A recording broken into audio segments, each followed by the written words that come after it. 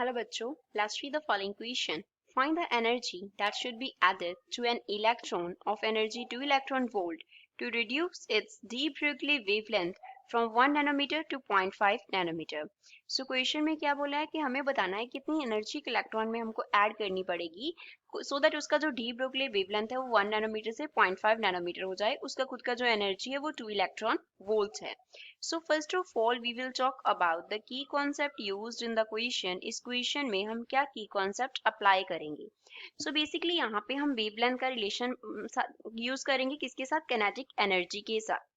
Suppose हमने wavelength को denote किया लैम्डा से, तो कैनेटिक एनर्जी के साथ उसका क्या रिलेशन होता है, lambda is inversely proportional to square root of kinetic energy. K E है हमने यूज किया, वो क्या रिप्रेजेंट करता है, कैनेटिक एनर्जी को रिप्रेजेंट करता है, कैनेटिक एनर्जी.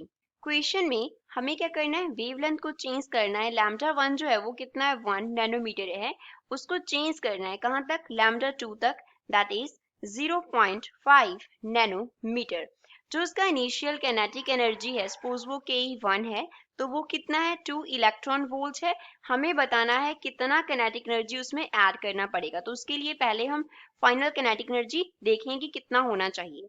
तो अब क्या करते हैं, कैनेटिक एनर्जी का रिलेशन लिखते हैं किसके साथ, वेवलेंथ के साथ. तो Ke2 upon Ke1 लिखना हो तो हम क्या लिखेंगे, it will be equals to lambda का स्क्वायर हो जाएगा.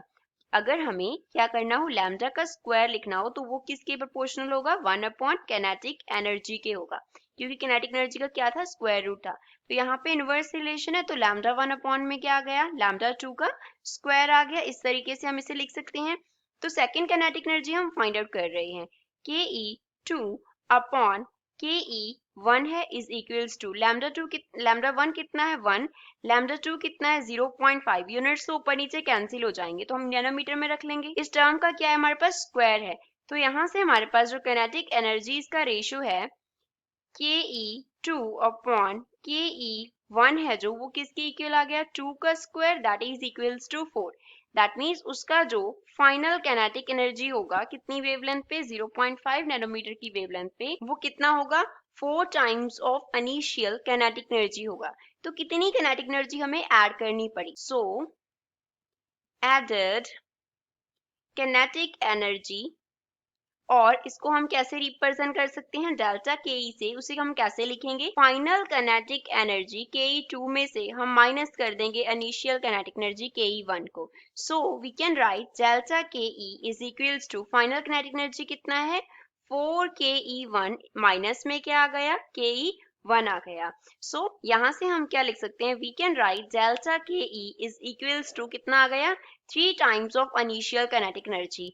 अब उसका इनिशियल जो कैनेटिक एनर्जी था वो कितना था, 2 इलेक्ट्रॉन वोल्ट. सो यहाँ पे फिल कर दो, तो एडेड कैनेटिक एनर्जी जो है वो कितना आ गया, 3 times of 2 electron volt, which means we have to add the 6 electron volts kinetic energy in the electron to convert its wavelength from 1 nanometer to 0.5 nanometer. So this is final answer for the given question. I hope you understood well. Thanks.